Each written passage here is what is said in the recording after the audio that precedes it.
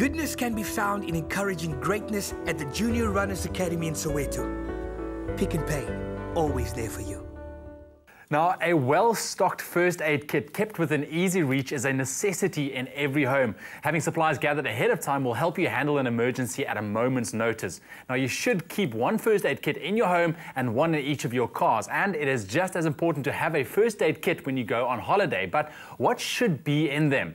Now, Pick n Pay pharmacist Fransa Katz joins us this morning to make sure that you have all the necessities. Fransa, good morning. How are you? I'm very well, and you? I can't complain. Now, Good. from your point of view, how important is it to have a fully stocked first aid kit?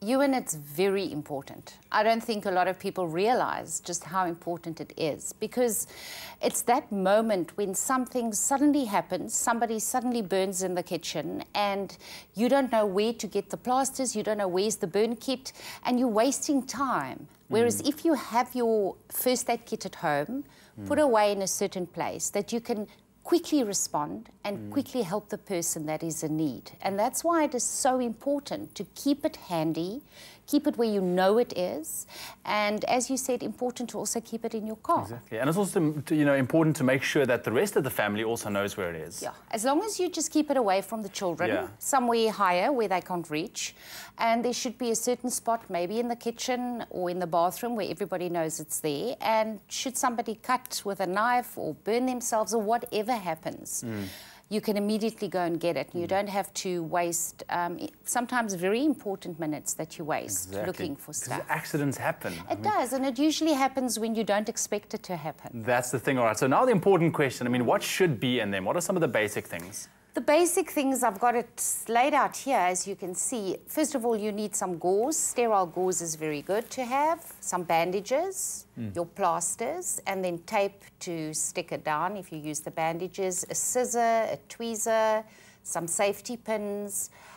This particular kit comes with all of this in it. It's actually quite handy because it's got most of the stuff with it. So you buy the kit like this, as is? All of this comes with it, even the burn stuff, which is very nice to have. If somebody burns in the kitchen with oil or whatever, you can just grab a packet, open it up and immediately put it, because you need to cool that wound as quick as possible. So it's got the burn stuff, it's got a triangular bandage, it even comes with some paracetamol tablets, some gloves, that's important. So this little kit zips up, quite small, neat and tidy, and everything you need.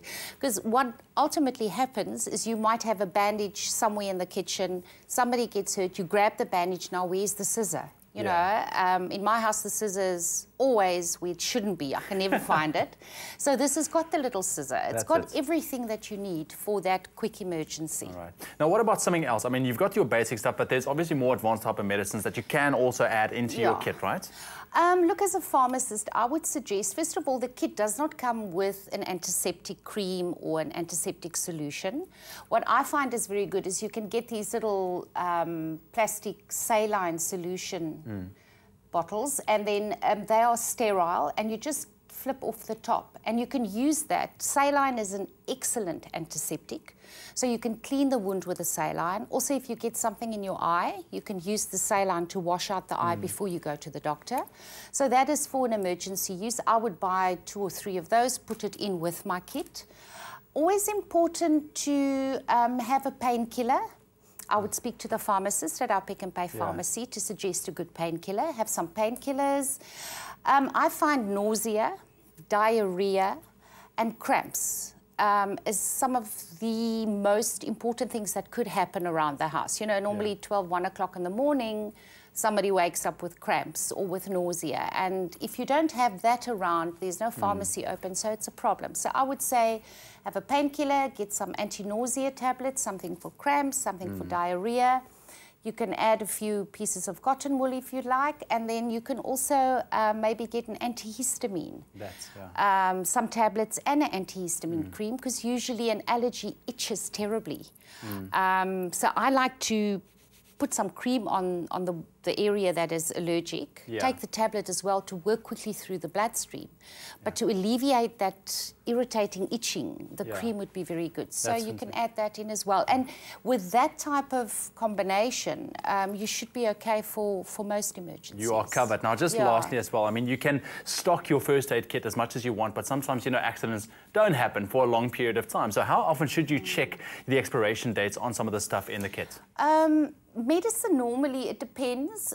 They normally have a year to 2 year expiry date, but I would check it every 6 months and just make sure that you've still got everything that you need.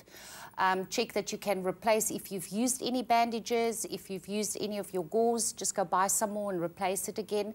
So 3 to 6 months is a good idea to just check through your kit and see that you've got everything you need. Perfect. Fransa, thank you very much for the advice. Really appreciate it. It's a pleasure. That's it. So get down to the Pick n Pay pharmacy, go stock your first aid kit and also get some advice from the ladies down there. They will advise you exactly what you need to put in that kit, especially if you are going to go on holiday. Stay with Expresso and SABC3.